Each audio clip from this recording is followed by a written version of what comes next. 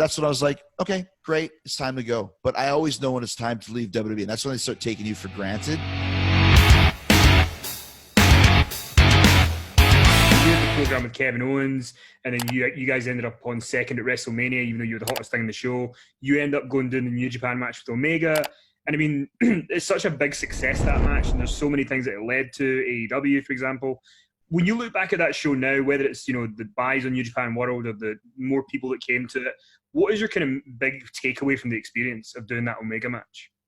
Well, I mean, I think that the thing with the Omega match was, and once again, like, it's just not something, there's no bitterness when I tell this story or no anger. It's just the way it is. I've been working in this business for a long time, but when you mentioned Kevin Owens and Jericho, and we had the best story on the show for months.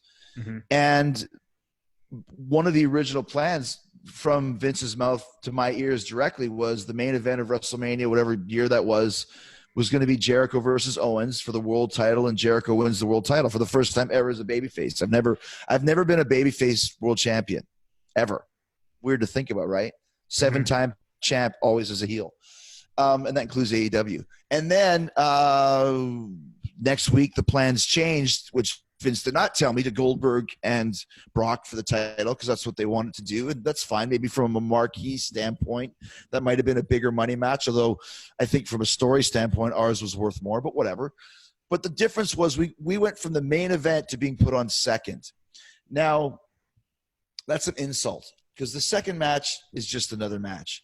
Either you're on last or you're on first, and maybe the semi-main event. But that's it. Those are your big money spots for WrestleMania.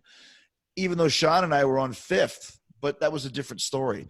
But to go on second after this whole great story and penciled it in at some point for the main event, second, that really was like, you know what? That's where it hit me. It doesn't matter what I do here now. I could be in the best storyline on the show, or I could be, the freaking 24/7 champion. It doesn't matter. This is my slot now. And that's when I was like, okay, great, it's time to go. And that's not a bad thing, but I always know when it's time to leave WWE, and that's when they start taking you for granted. And so I left. That's when Judas was just taking off, and it became a huge hit, and there was a lot of touring for us, and I was like, I'm just going to leave, and we'll see when the time is right to come back, or if it's ever time to come back. And then the idea came from Don Callis to do Kenny versus Jericho at the Tokyo Dome, and I thought, well, that's pretty interesting. And it's totally a main event match. And so that's what it was. It was a double main event with maybe Okada, Naito, maybe whatever it was.